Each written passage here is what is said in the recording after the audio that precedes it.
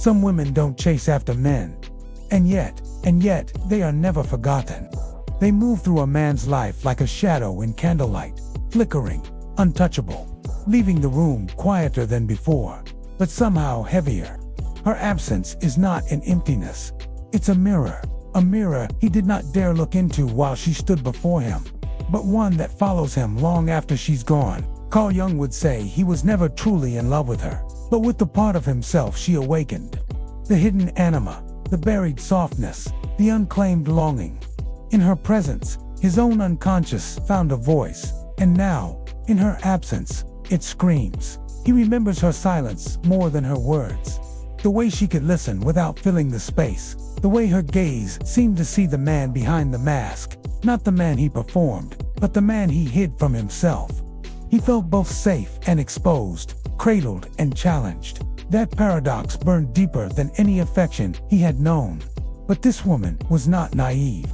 She understood the danger of being a mirror to a man unprepared to face his own reflection. She knew that when his ego began to resist, he would confuse desire with possession, love with control. And so she mastered the art of distance, the quiet withdrawal that does not punish, but preserves.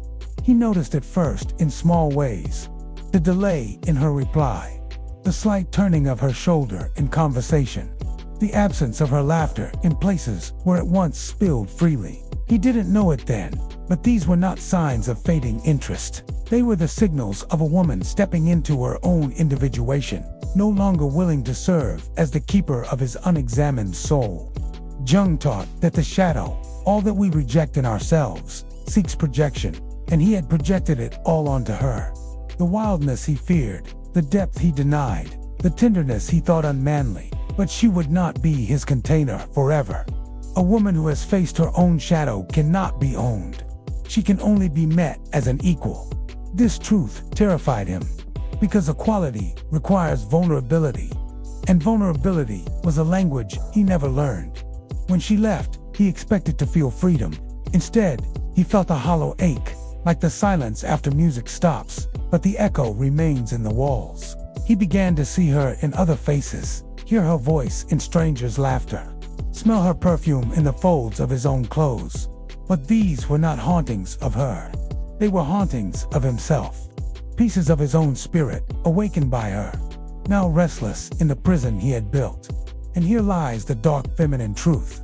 A man does not miss her body first. He misses the part of himself that only came alive in her presence. He misses the way she made him aware of his depth. And once a man tastes that depth, no shallow water will satisfy him again.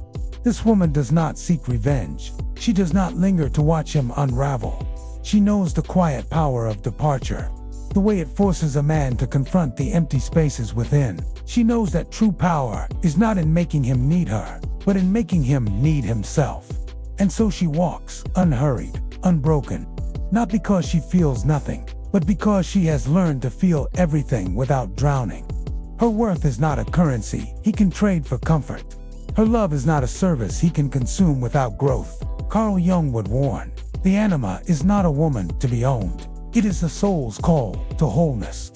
To chase her without understanding oneself is to remain forever in exile from the very thing you seek. The woman who walks away in silence isn't weak. She simply sees more. And the man who loses her will learn, far too late, that he was never chasing her. He was chasing the man he might have been, if only he had been brave enough to meet her as his equal.